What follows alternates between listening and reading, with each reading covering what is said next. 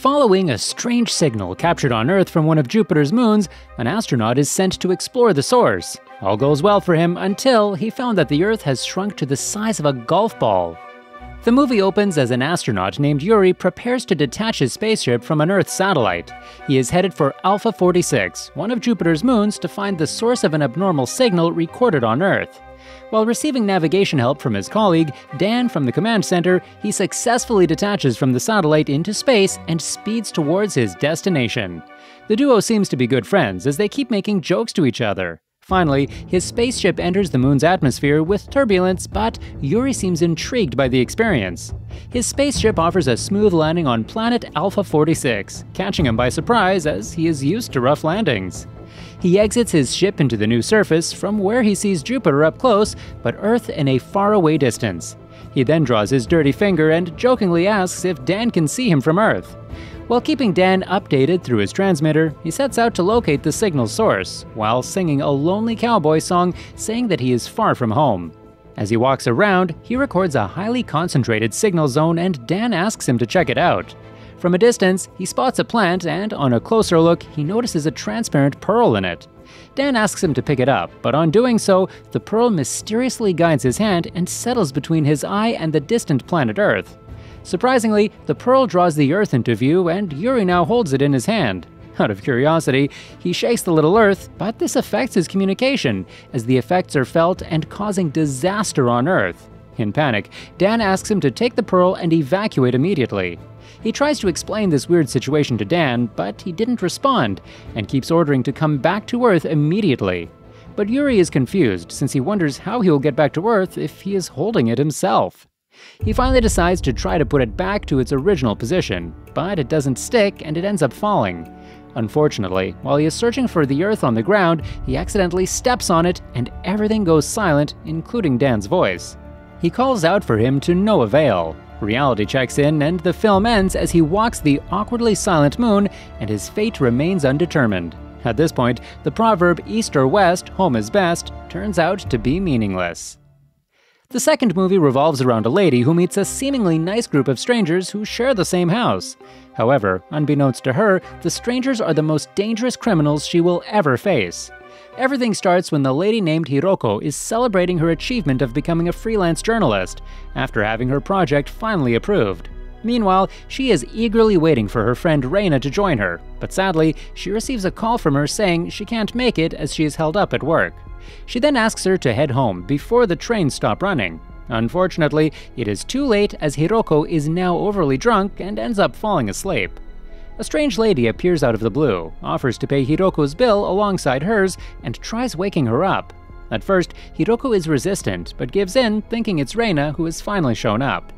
The following morning, Hiroko wakes up in the stranger's house and meets Masumi, the lady who brings her home last night.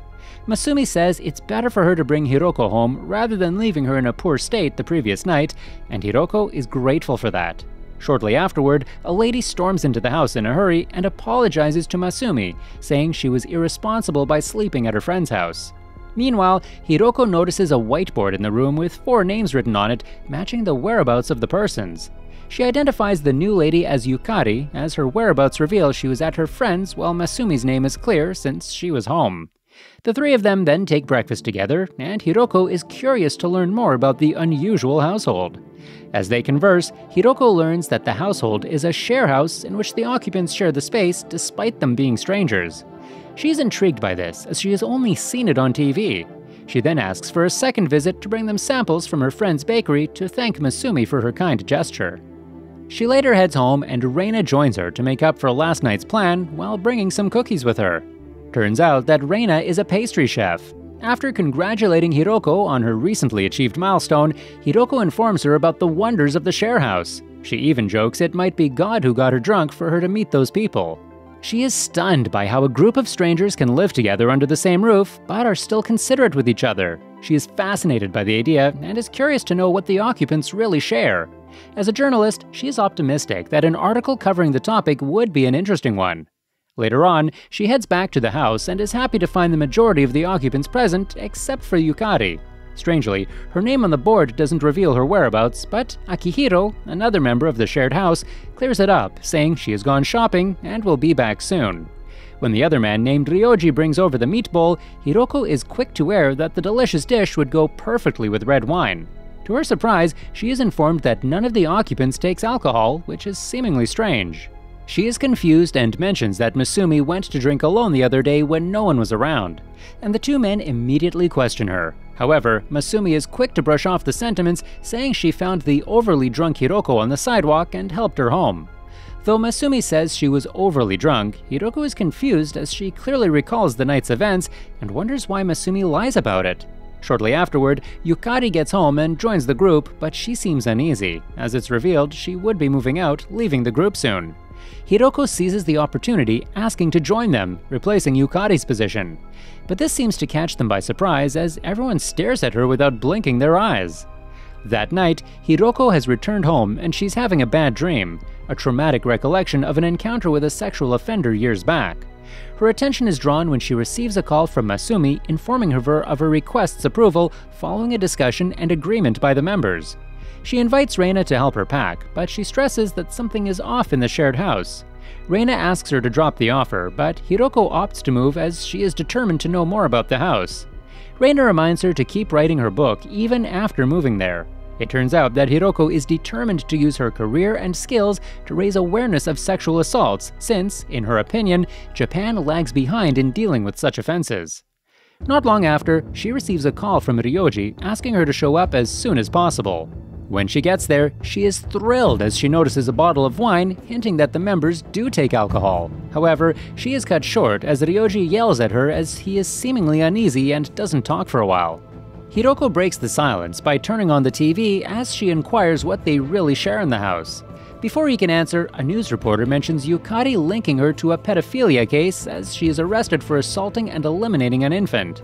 It's here that Ryoji opens up, saying that the occupants are all different sexual offenders, living together to suppress their deviated sexuality. He planned to rehabilitate them, but after 2 years, the plan has seemingly failed. She's shocked and realizing she isn't safe anymore, she tries getting away, but is held back by strong Ryoji who holds her by her neck. Shockingly, he mentions that her neck is thin and soft, which are the exact words uttered in the earlier assault, meaning he was the perpetrator back then. It's sad that Ryoji was allowed to roam around for that long, even after committing such a hefty crime. Our third movie opens with a granny gladly welcoming a couple and directs them to the lounge. The duo is here to discuss about their house rental agreement with the old lady. However, the old lady is unaware that the couple are actually con artists trying to scam her. The man immediately draws some documents from the lady's bag and offers it to her to sign. From their talk, we get to know that the old lady has agreed to rent her house for 1 month to the couple. However, the documents she signed never mentions about the 1-month rent. Instead, it says the couple will gain full ownership of the house. The old lady starts to raise concerns about it. However, the man, taking the old lady as a fool, offers her a handwritten agreement saying that they will return the house to the lady in exactly 1 month. Unexpectedly, the lady accepts the agreement, believing it to be a valid proof, and signs the deal. The man then proceeds to offer her $100,000 wrapped in a bag and insists she tells no one about the deal. The lady pockets the cash without cross-checking and invites them for a cup of tea, but the duo is determined to leave immediately. From their business conduct, it's clear they are scam artists who are rushing to leave before the lady realizes it's foul play.